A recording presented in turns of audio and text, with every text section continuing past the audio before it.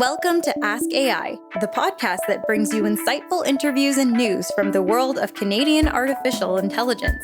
This episode is sponsored by Microsoft Canada. Microsoft is committed to building trusted and responsible AI systems. To learn more, go to microsoft.com/AI and check out their free AI business school to start building intelligence into your solutions today. We're also sponsored by Cinci, the global leader in data fabric technology. Visit cinci.com to learn how to eliminate integration and turbocharge your AI transformation. Hello, everyone, and welcome to the next episode of the Ask AI podcast. We're launching something new, the Canadian AI Bulletin. So if you have news to share about your startup, research project, or an online event, or even if you have an opportunity that you'd like to share with our community, please email us at news@askai.org. We'll add your updates to the bulletin, which we'll distribute monthly via our website, social pages, chatbot, and our email newsletter. Today, we are so excited to have join us Dr. Carolyn Watters, who is the Chief Digital Research Officer at the National Research Council of Canada. And she is the organization's inaugural Chief Digital Research Officer, which includes oversight of the Digital Technologies Research Center. Between 2010 and 2018, Dr. Watters served as the Provost and Vice President Academic for Dalhousie University, one of Canada's oldest research universities. She remains a full professor in the Faculty of Computer Science at Dalhousie, where she specializes in human-computer engagement and information spaces from documents to social media. Dr. Watters is also a founding member of Caldo, a consortium of Canadian and Latin American research universities. In the community, she is strongly committed to improving gender and diversity in STEM and works with many organizations to advance that cause. Carolyn, thank you so much for joining us today. My great pleasure. Thank you. So Carolyn, just kick us off. I'm so interested to learn more about your own personal path and how your career progressed, and particularly how you came to discover artificial intelligence. Well, it's sort of a long story, so I'll try and make it short. I started out in physics and chemistry and kind of wandered into computer science in the early 70s when it was a brand new discipline at the master's level. So I've always been interested in how systems help people or hinder people to get and use information at the right time, the right place, and the right information. Sort of text retrieval meets human-computer interaction. And one of the techniques that were used in those times was what we now call machine learning, rule-based systems, recommender systems. So I was sort of getting going in the mid-'80s when all of a sudden AI hit the news cycles as the next great game changer, front cover of Time magazine, etc. Took a little while, maybe 20 or 30 years, to fulfill the promise of that hype, but here we are again. But now we've got internet, we've got cloud, we've got high-performance computing, unbelievable amounts of data, and way better algorithms. So that's how I got where I am. So I know that there's a recent report, something in regards to how Canada's approach in AI is more focused on funding research rather than developing regulations and governance structures around artificial intelligence.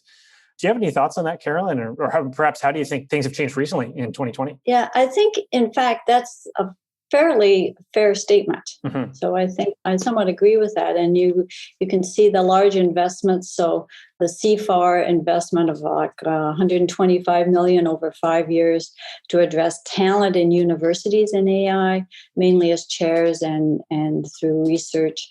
The connection to the government through the superclusters, connecting university and somewhat government scientists, but mainly university scientists working on industrial problems. So you've got the Scale AI supercluster, you've got the Canadian Digital Technology supercluster, all focusing on AI, all largely driven by universities and working on industry problems. You also have the government's considerable money in various challenge programs, connecting government researchers with university researchers, sort of channeling into that. So one that we run is called AI for Design, looking at real applications of AI and pushing that boundary with the new research. So they have put considerable money into this. And the second part of that, I think, is that Canada has made a more concerted effort around the progress of thinking about our responsibilities for ethical AI. So we have been the home of the Montreal and the Toronto Declarations of Responsible AI. Canada has a whole national data strategy, which talks about transparency, interoperability, a level playing field strong democratic good for citizens, and the notion of accountability of these algorithms. So the algorithm goes off and does something, at some level, there's an accountability, whether it's a company or a government or people, to do that, to make sure it's fair and transparent. And just recently, there was a Canadian directive on automated decision making, which came into force in April, which was really interesting because it wasn't a regulation per se. It was a set of principles about how we actually evaluate, if you like, sort of at an ethical level, high impact AI decisions that are being made in terms of big software systems. And so what are the principles around the rights of communities or individuals or sustainability of ecosystem, sort of these bigger pictures. And now Canada has been a leader in that, and I think that's great. Are you able to tell us more about NRC and how that's structured? So NRC has 3 roles in its mandate. The first is to advance scientific discovery, knowledge discovery. The second is to actually support business innovation and bringing benefit to Canadians. And the third is actually to support government policies. So how can we provide input to policies as they're being developed by the government, or policies that the government has and they need to instantiate? It's interesting. So NRC has 14 different research centers, from aerospace to construction to quantum. And one of those is the digital technologies. And so that research on AI goes on almost entirely within this research vertical called digital technologies. And so that's where we look at discovering new algorithms, AI, machine learning, visualization, bioanalytics, data analytics, that sort of thing. But it also, the AI component has a huge horizontal impact. So if you think about applying data analytics, machine learning, and AI to all those other research centers, there's the development and the applications for those specific things, the building of platforms for aerospace or for quantum things is also heavily driven by AI. So it's a different level of work. And on the policy front, it's really important. One of NRC's big components, and if you look at AI, we actually have an ethics group inside our AI. And so when thoughts need to come forward around future-facing policies and regulations so that we're building things for what we know is coming in the future rather than for things that happened 30, 40 years ago, this is the group that actually plays in that space and provides advice on that. So, for example, the Standards Canada has a big data standards for open data committee that I'm on, and they're working on that. So NRC is contributing to many of those, what I call future-facing policies as we go forward. So we're kind of all over the place there. Carolyn, are you able to tell us a bit more about the TriCouncils and sort of that setup there and how those inform our AI policy? Yeah, they both inform the policy, and they're a huge part of the way it's actually executed, particularly in universities. So most of their money goes to universities, well, in the case of CIHR, hospital research as well. And you can imagine that in the social sciences, there's a huge amount of thinking about ethics and responsible use of AI. Who are the stakeholders? How do we measure impact of AI? How do we engage citizens in this? How do we actually set up principles around this so that the world isn't run just by software developers or monopolistic systems that we use? So we can see where the social sciences have a big part to play in this.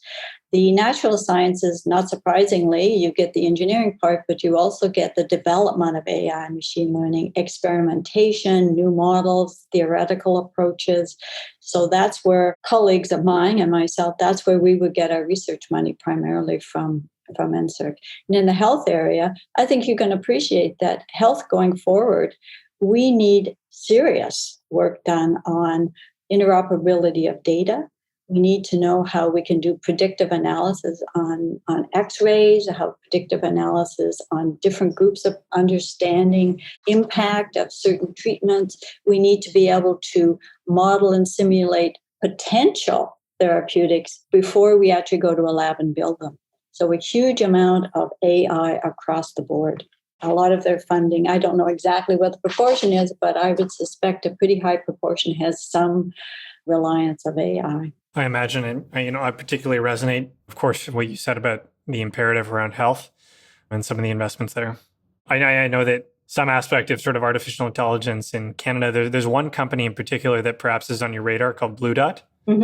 And I believe they've been on the forefront, Toronto-based company of actually predicting outbreaks around the world. Right. And so I'll put a little pitch in here for NRC. Please. The original work for that is a system that was developed at NRC to do text analytics on news feeds around the world. So they looked at these articles in multiple languages, looking for unusual pneumonia-like incidents. Blue Dot was using some of the information from this system, and it also is used to sort of predict spikes and things. So another example would be predicting a spike in illegal drug overdoses in different areas of the country. So picking up some of these news responses, social media data from health, and trying to help do these predictions. That's really remarkable. I think so often we have this myth, especially in the startup and the tech sector, of overnight success.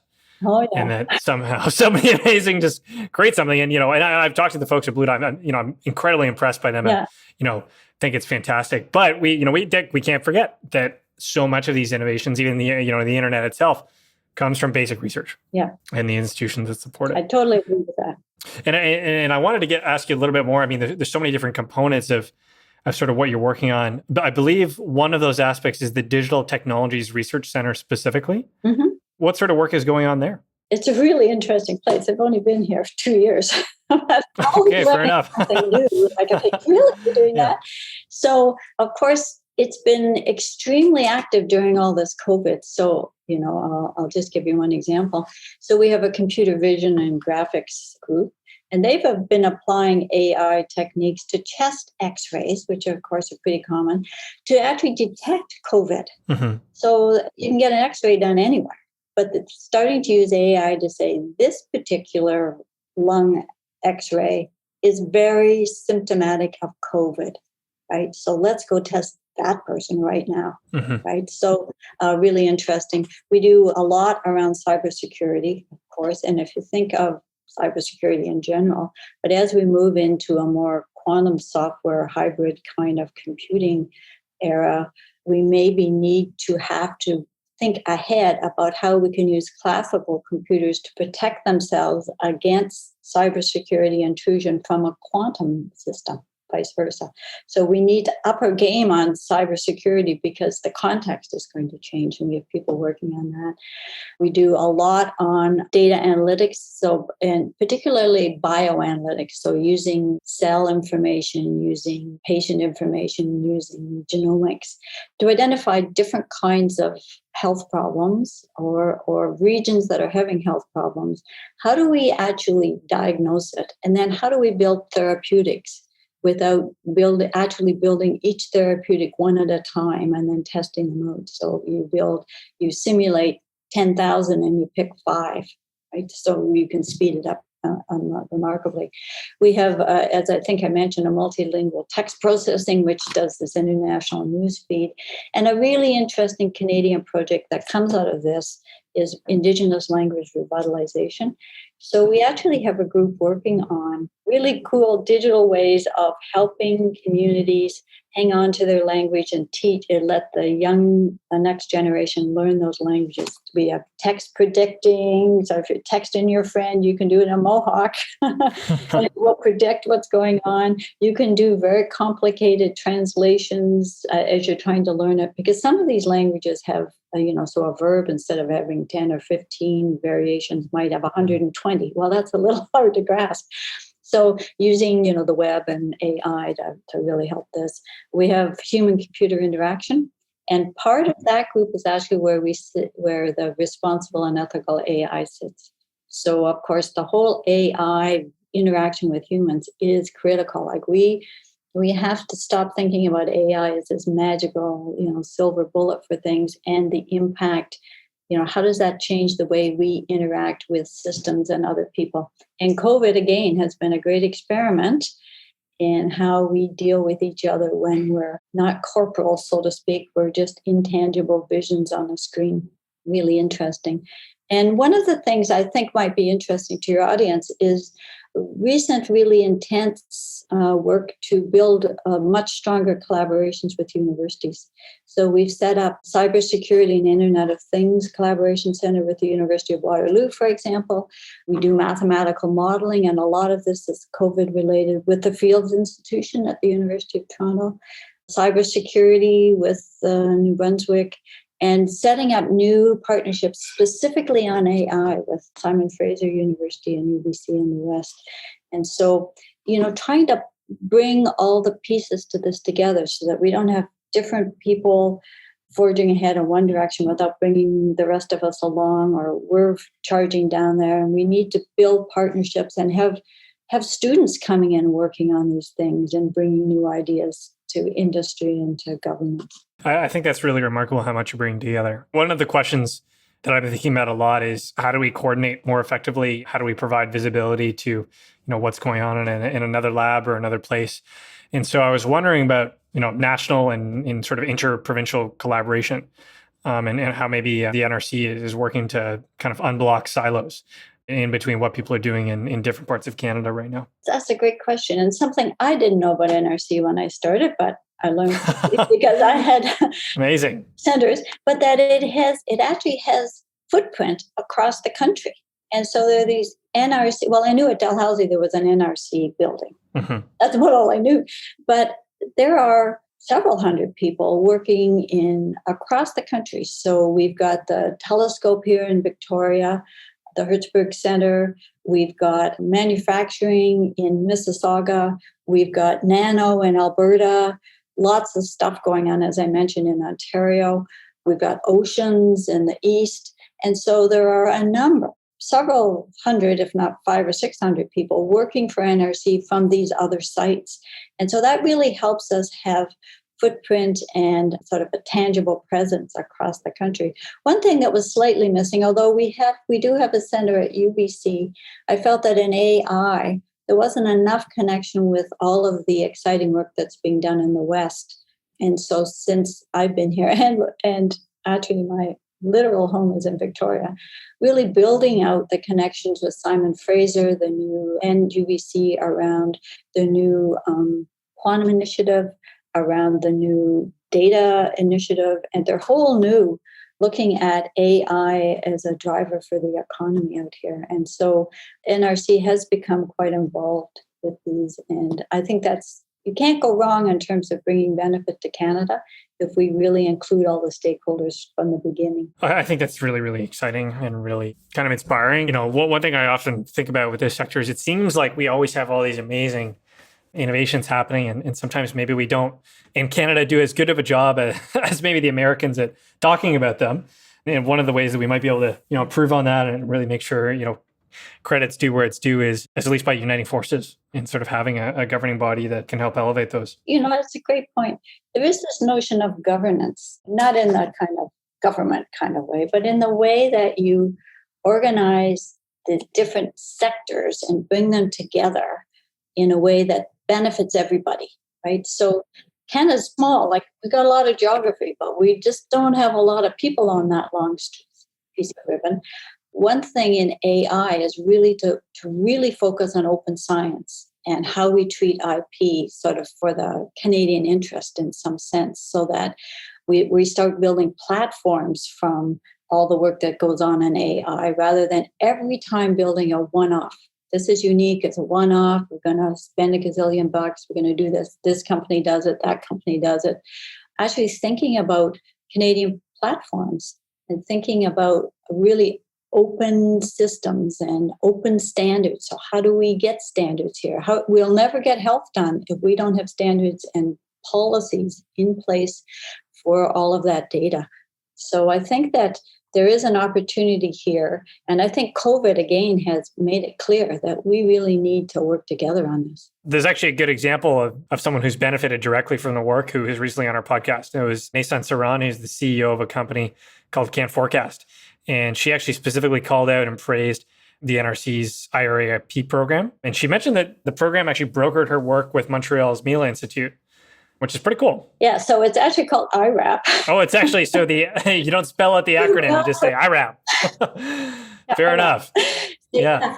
IRAP is unbelievably important in Canada. That's so cool. Are you able to tell us a bit more about the program and sort of how that fits into the broader ecosystem? Yeah, I'll do my best. Okay. So IRAP has, I believe, about 250 advisors across the country, totally across the country. And they work with individual, mostly SMEs, so small and medium-sized enterprises, businesses. And they really help them understand what the market is, what the business cases are, and kind of helping them do a strategy about how they might move forward. And so if you think the government gave them a large tranche of money mid-COVID to go to these companies who are in trouble right now, especially smaller ones, so say 25 to 100 employees, and help them think about how they might pivot, right? So if we're moving into a much more intangible economy, and the market is changing and where we have opportunities are changing, how can they take advantage of it? Now, a company that's sort of strapped for keeping the doors open cannot turn around and start developing a whole bunch of stuff.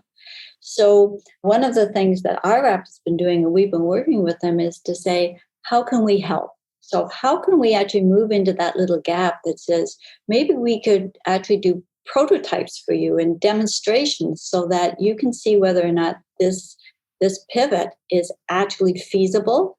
IRAP would then help figure out, and how would they go forward after we figure out if it's feasible. So, there is a gap in the ecosystem here that's most noticeable when money gets tight.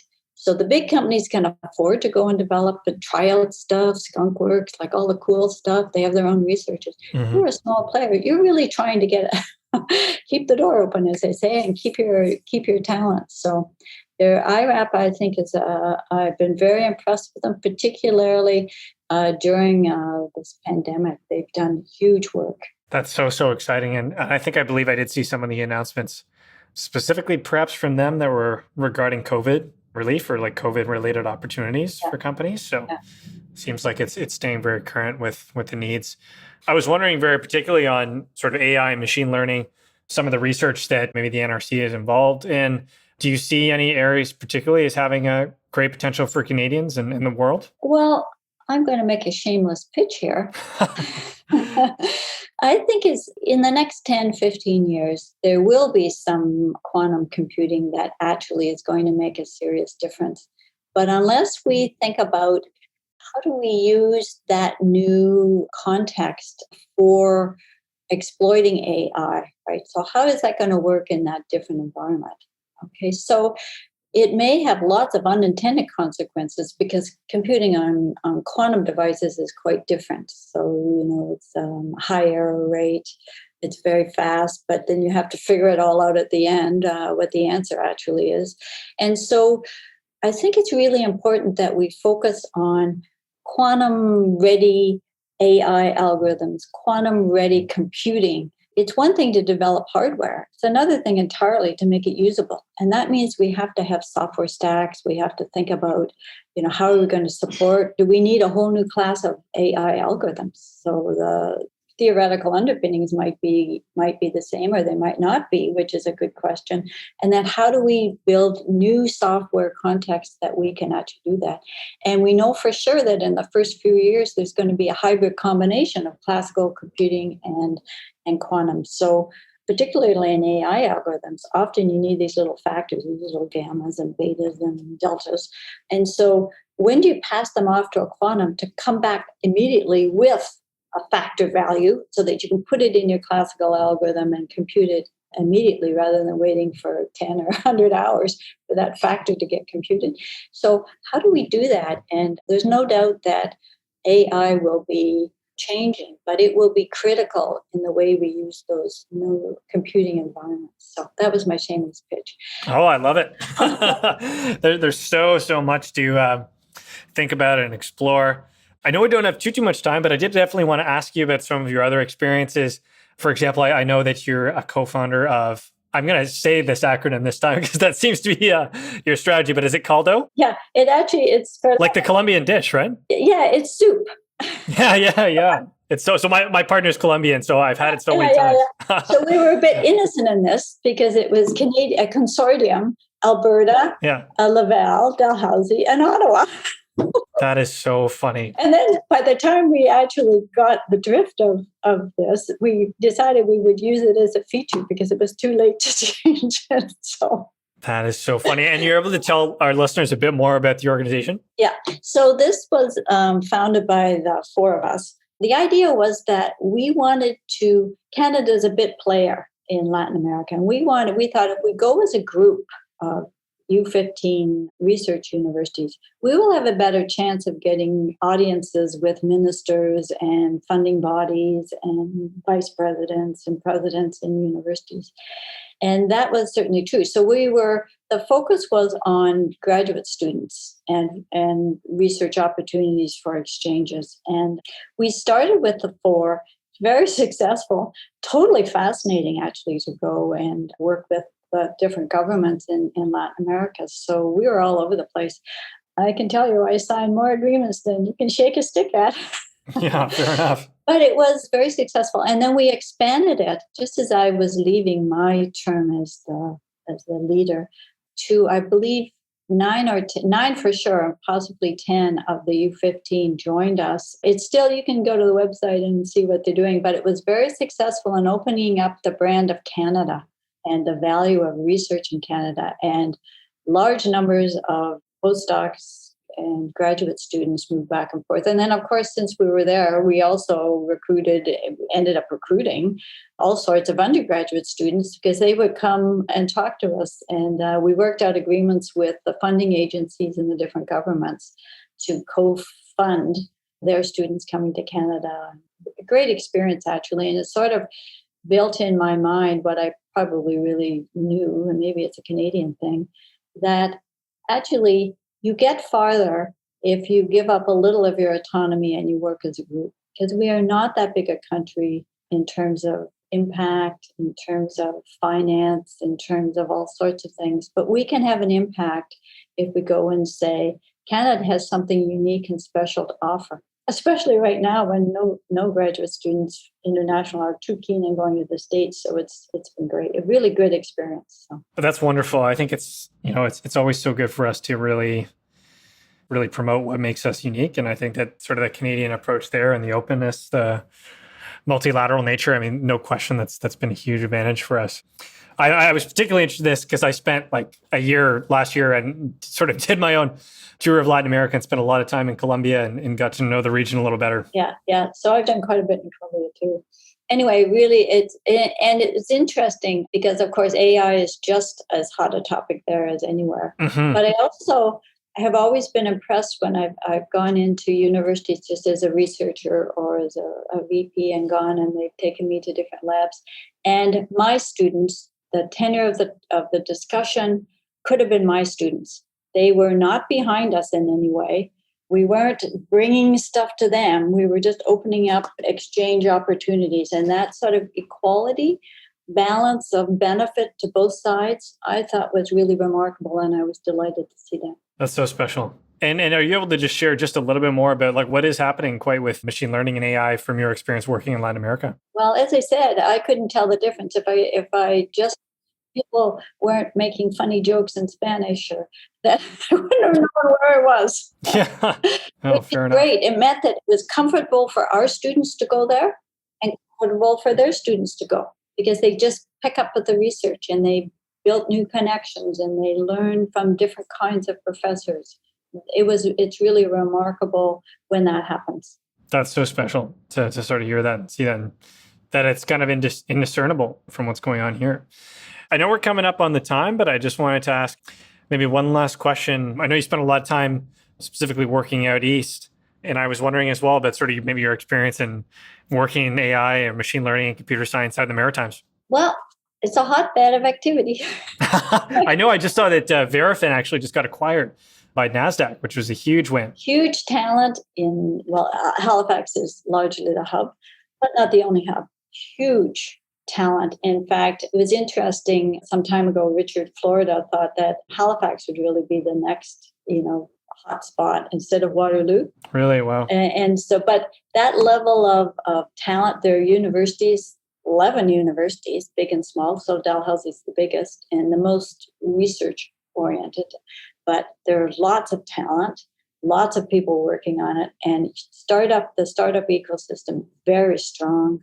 It's very important there. The Big Data Institute is there at Dalhousie, which was started, and we have chairs. We have a couple of CFAR chairs in the area. It's a great opportunity, and because the cost of living is relatively low in terms of time zones, it's a great place to be because you're kind of halfway between China and India as opposed to 13 hours out, and a lot of connections, a big diverse population. I'm now in Victoria, but Halifax is pretty cool. That's so cool. I mean, I guess you've been to all different parts of the country and a lot of time around the world as well. So interesting to talk to you, Carolyn, and sort of get some of your thoughts on what's happening at the national level and different regions around Canada and different regions of the world. Some of the many different collaborations happening. Really, really inspiring conversation to have with you. Well, thank you very much, Jocelyn, for having me. It was really interesting to talk to you, and let me know if you need any follow-up. Well, definitely will do. Thank you so much. And also thanks, as always, to our sponsors, Microsoft Canada and to Cinchi. Please remember to send us, to all our listeners, your questions, feedback, and community news to info@askai.org. Thank you again, Dr. Carolyn Watters, for joining us today. Thanks for listening to the Ask AI podcast. The executive producer was Chris McLellan. Additional production support was provided by Olena Mack and Kristen Riddell. To learn more about our webinar and chatbot projects and get information about sponsorships and volunteering, please visit our website at askai.org or email info@askai.org. Listeners can also follow us on Twitter, Facebook, and LinkedIn. Just search Ask AI.